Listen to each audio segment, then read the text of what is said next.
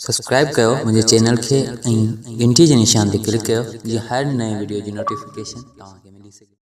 अस्सलाम वालेकुम दोस्तों, आवां महबूब उमर जो ऐं अॼु जे हिन वीडियो में असां सिखंदासीं कंहिं वीडियो फोटो तां वाटरमार्क कीअं रिमूव कजे ऐं उन तां जेकॾहिं को लोगो लॻियल आहे या कंहिं कंपनी जो नालो लिखियल आहे त उहो कीअं ख़तमु कजे जीअं असां ते को कॉपीराइट वग़ैरह न अचे। वधीक तव्हां सम्झी सघो था त अॼु जी हिन वीडियो में असां सिखंदासीं त उहो पंहिंजी मोबाइल में असां कीअं कंहिं बि वीडियो या फोटो था वाटरमार्क रिमूव था करे सघूं। त हिन वीडियो खे पूरो ॾिसंदा, उमेद आहे तव्हांखे ज़रूरु पसंदि ईंदो। अचो त शुरूआत कयूं।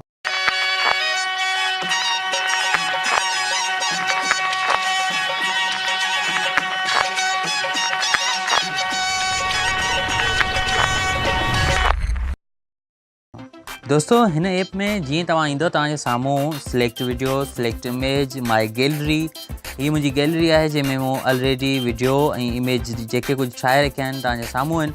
उनखां अलावा हाणे असां हिते जॾहिं सिलेक्ट वीडियो ते क्लिक करे को बि वीडियो खणंदासीं जंहिंजो लोगो रिमूव करणु चाहियूं था या वाटरमार्क रिमूव करणु चाहियूं था, ऐं उनखां अलावा हेठि पंहिंजो लोगो लॻाइणु चाहियूं था या पंहिंजो वाटरमार्क लॻाइणु चाहियूं था, लॻाए सघूं था। पहिरीं असांखे रिमूव करिणो आहे त रिमूव कीअं कजे कंहिं वीडियो मां, त उन लाइ असां रिमूव वाटरमार्क ते क्लिक कंदासीं ऐं हिते तव्हांखे काफ़ी सारा ऑप्शन मिलंदा। तव्हां गैलरी ते क्लिक कयो।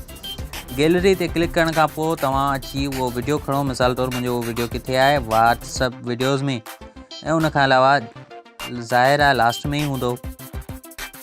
ओके दोस्तों, हीअ वीडियो खणी चुको आहियां जेको तव्हांजे साम्हूं आहे।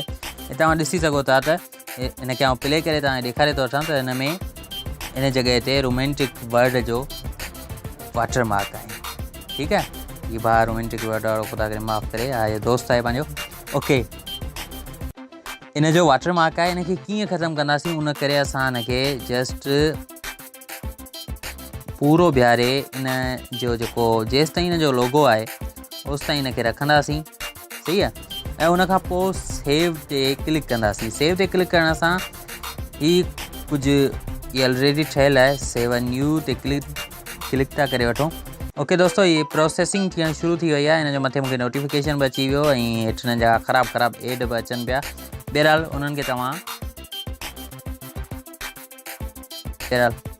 गाॾो त हलाइणो पवंदो।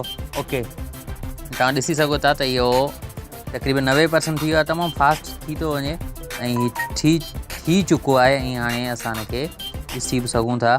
ओके, माई गैलरी में वेंदासीं ऐं उनखां पोइ माई वीडियोज़ तव्हां ॾिठा त 2 हुआ, हाणे 3 थी चुका आहिनि। हिनखे असां मिक्स प्लेयर जे थ्रू प्ले कंदासीं। तव्हां ॾिसी सघो था, हिनखे आउं सिधो थो करे वठां।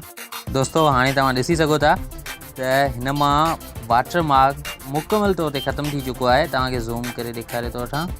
सॉरी, ॾिसी सघो था हिन मां मुकमल तौर ते वाटरमार्क रिमूव थी चुको आहे, ख़तमु थी चुको आहे। तव्हां बि इन तरह वीडियो ठाहे सघो था। उनखां अलावा हाणे तव्हांखे ॿुधाए थो वठां त डाउनलोड कीअं कजे। दोस्तों सिंपल आहे, तव्हां प्ले स्टोर ते वञो ऐं प्ले स्टोर ते तव्हांखे लिखिणो पवंदो रिमूव एड वाटरमार्क। ठीकु आहे, हिन जो नालो आहे रिमूव एड वाटरमार्क।